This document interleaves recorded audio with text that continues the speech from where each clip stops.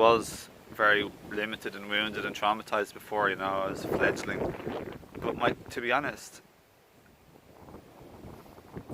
others and some certain people close to me in my life I've been on the awakening journey for 14 years, and some people haven't been on the healing journey for as long as me. And others even have more abuse or ritualistic abuse or horrible stuff going on with them, you know, a lot of stuff that they've experienced in the past. And if they've only been awakening for a shorter period of time, there's only so much healing you can do, and unprogramming and unbrainwashing. We've an awful lot to undo, my friends. And the best teachers for me are definitely young children and nature, animals, etc. And ETs who are advanced and beautiful and alive. And that's what children, nature and animals are, and highly advanced ETs. They're all beautiful, alive and connected to their inner spirit, their higher self, their soul, their childlike nature, their innocence, their purity, their living in the moment, their freedom, their sovereignty, their power, inner strength, confidence.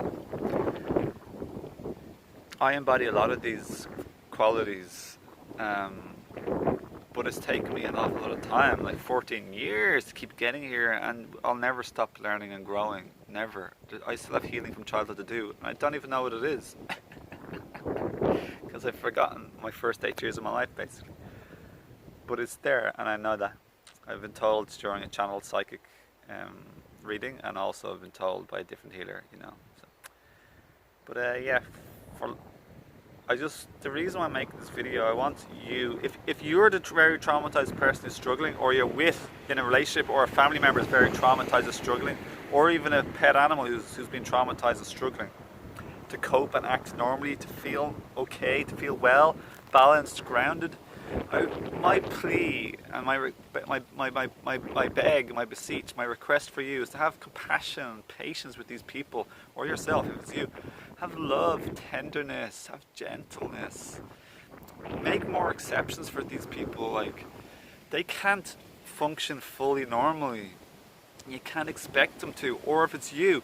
So I want you to practice self-love if it's you, or a lot of love and care and tenderness and gentleness and patience and support, compassion, upliftment, encouragement, a lot of love for people who are in need, who are undergoing the healing process after being deeply scarred and traumatized.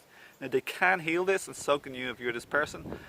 It gives me tingles like just mentioning this, because it's just so heartfelt. Like, I never want to hurt someone who's already hurt, and I've done it accidentally through my own triggers with certain partners in my life, you know, especially my current partner.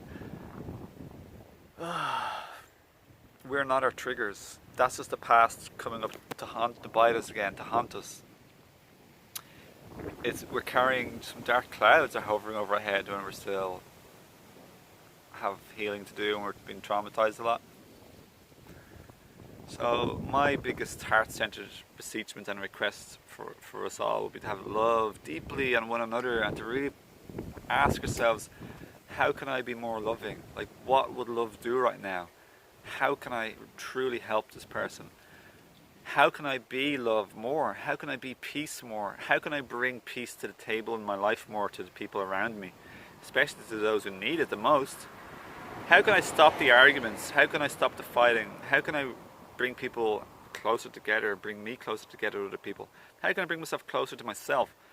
What type of acts of care, love and self-love can I do to nourish myself, or even to nourish my loved ones or loved one or another hurting person? You know, how can I stop the violence in the relationship?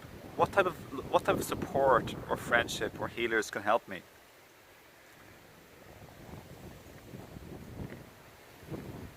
We need help, so I'd recommend go to healers, a bunch of healers, potentially people like myself who don't work directly with energy with my hands or psychically, but I work with my heart and my whole energy field, my holistic being, you know.